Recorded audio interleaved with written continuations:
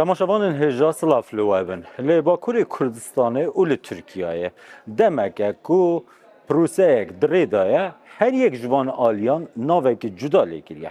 Ji bo Tirkiye ev dibe proseya bi navê Tirkiyeyeke bê teror ji bo Kurdan, dostên Kurdan û alîgirên pirsa Kurdî û demokrasiyetê li Tirkiye û Bakurê Kurdistanê navê wê proseya aştiyê ye. Navçe bibe ne giring e. Ya giring ew ev prose çi çê dibe, çi bûye heta niha û çi dirê daye çi caverê dê dekirin. Li gel me di nav Perlemanê Yekîtiya Ewropa li Bruksel birêz Midhet Sancar endamê Perlemanê Tirkiye ji Dem Partiyê heye. Birêz Sancar ez gelek spasiya te dikim. Me biryar daye ku em bi Almanî biaxivin. Ya ez jî spas dikim û silav jî temaşakar Gelek spas. Fangen wir erstmal mit Botschaft von Em pêşiyê ji peyama Berêz û Celan dest pê bikin. Ji bo 27 Şubatê peyameke wî heye? Bêguman lê di derbarê naverokê de ez naxwazim biaxivim.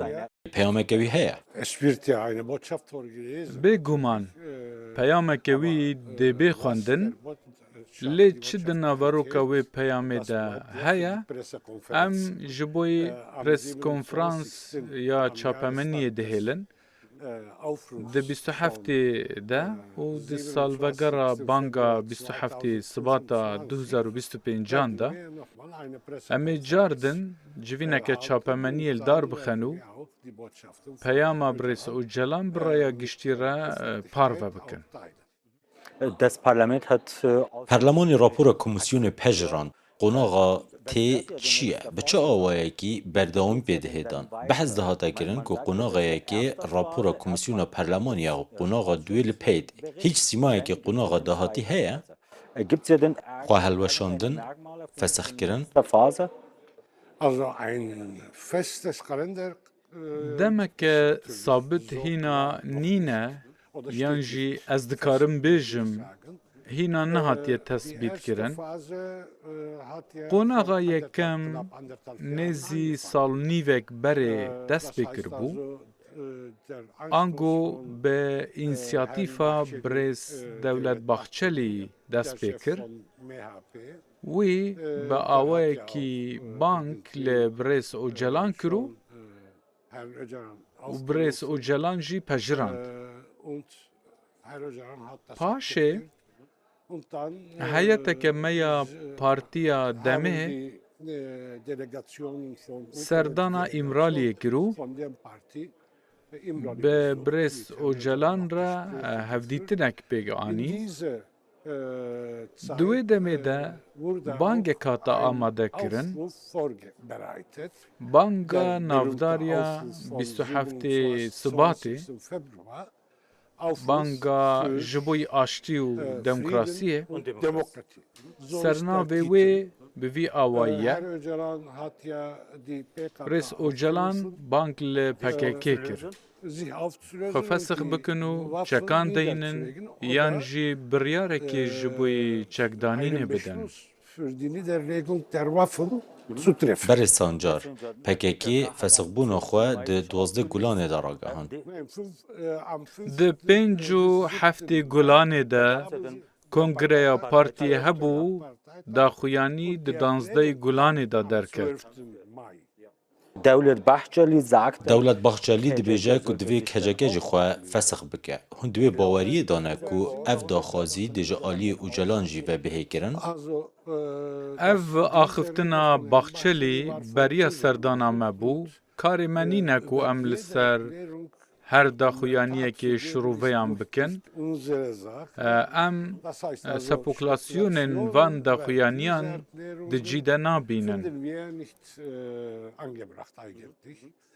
was geschieht ja denn für den Biçekê gerîlayan têkirin? Waffen von Guerilla? Çi biçekê gerîlayan têkirin? Dê careke din bihête şewitandin? Wieder gebrannt. Ja, Sie wissen, dieser Prozess wird ja als Entwaffnungsprozess.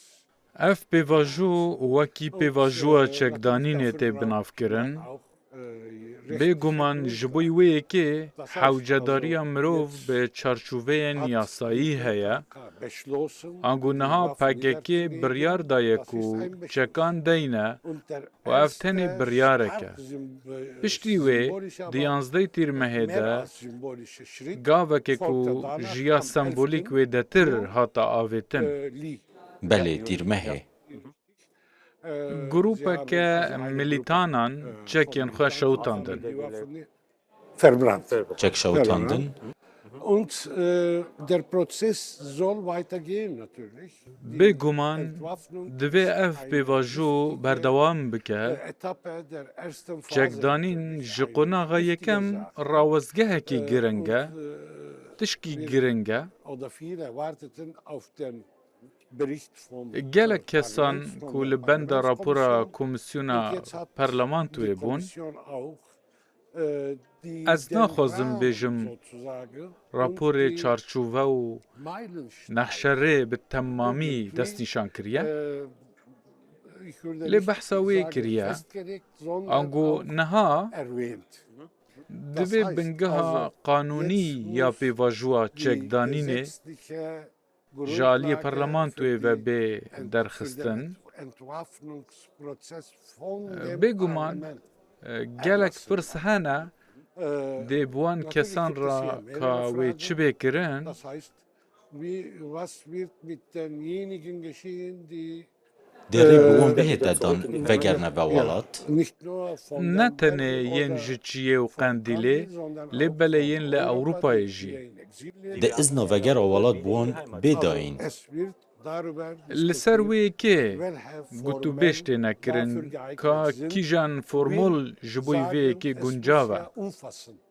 Em dibên divê qanûneke berfireh be Das heißt, es gibt û her kesî li xwe bigire Gefängnissen, û hûn zanin ku bi hezaran kes di zîndanan de ne. Gefängnissen, weil sie Ich habe kurze Fragen bezüglich Verfassung, bezüglich den rechtlichen Rahmen. Min pirsên Kurd hene derbarê destûr û çarçûveyên qanûnî. Hûn bawer dikin ku dê çarçûveyên qanûnî bihêne pêşkêşkirin ji bo hemû gerîlayan û serkirdeyên gerîlayan careka dîn vegerin û dibe ku paşan di siyasetê jî de aktiv bibin. Und vielleicht dann auch später politisch aktiv werden. Also, es gibt eine Dialektik zwischen Gewalt und Politik. Das heißt, Di nava Gewalt ist desalat û siyasetê de gengeşeyek heye, ein Zweck für solche Sachen, desalat bei bi solchen xwe nemebeste lê Es gibt sedem Ursachen hene. und einige Hinek hene kommen zusammen, xwe organize dikin û organisieren sich und biryara entscheiden sich für xebata den, çekdarî didin. Ji bo çi bewaffneten Kampf, wofür sie armancên haben wan noch yên politische siyasî Ziele. hene. Für Ew diese dibêjin politische Ziele sagen em ê sie, ji wir bo führen jetzt van einen armancên siyasî Die Waffen xebateke niederzulegen çekdarî heißt bikin. nicht automatisch oder überhaupt Çekdanîn auf die politische bi gelem Ziele perî niederzulegen nayê oder wê auf sie wateyê zu ku verzichten. ew ê dev ji armancên Man sagt xwe yên also siyasî kurz und berdin. ganz klar ausgedrückt, Mirov bi kurtî wenn û die Waffen zelalî niedergelegt dibêje, werden, wenn der bewaffnete dema Kampf çek tên danîn û zu Ende geht, xebata çekdarî heißt bidawî es, dibe, die Ziele auf armanc politischer tê di Ebene, asta auf siyasî, legaler Ebene, qanûnî auf û demokratîk de demokratischer Ebene bêne şopandin. gefolgt werden. Deswegen Loma jî yên ku çekan schon deynin, aufgehört haben mit dixwazin ku Kampf, wollen werin nava natürlich siyasetê, in die Politik ev bi kommen. kîjan formûlê Wie wird bê das destnîşan also kirin, in welchem Formen bêguman wird das geregelt? dê di wê derbarê de Darüber, gotûbêj bêne kirin. läuft auch Diskussion und Guhertin di destûrî da dihêne kirin, nein, dafür Ji bo braucht wê man yekê keine Verfassung. hewcedarî bi guhertinên destûrî nîne. Ji bo hinek pirsan di vê pêvajoyê de hewcedariya guhertina destûrê nîne.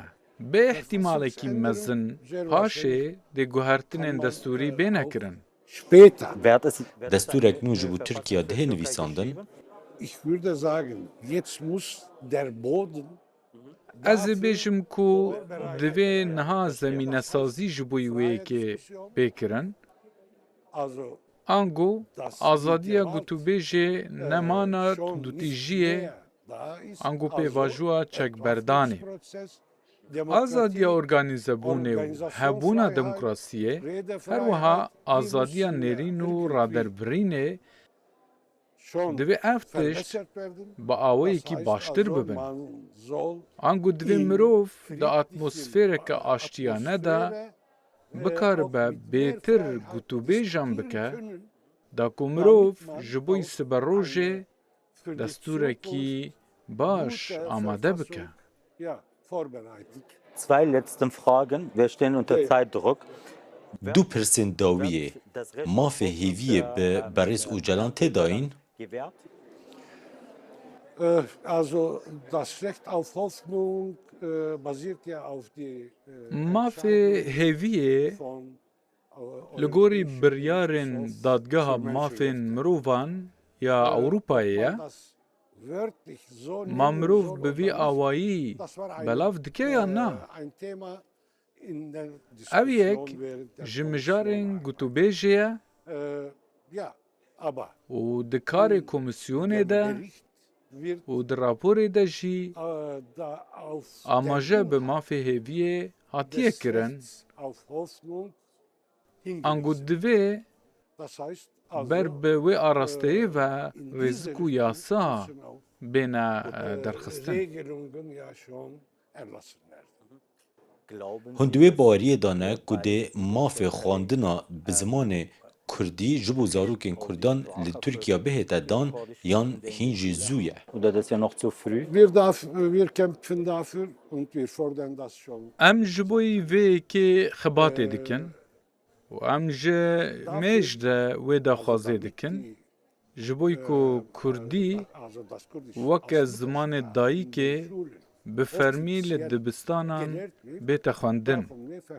Hewcedariya me bi guhertinên destûrî heye. Lê merj nîne ku rast bo wê yekê dest pê bike. Heta ku destûr tê guhertin, divê rê ji bo mafê zimanê dayîkê jî bêvekirin û berdewamî jî pê bêdayîn. Herr Sancar, Berê Sancar gelek spas ji bo dema we.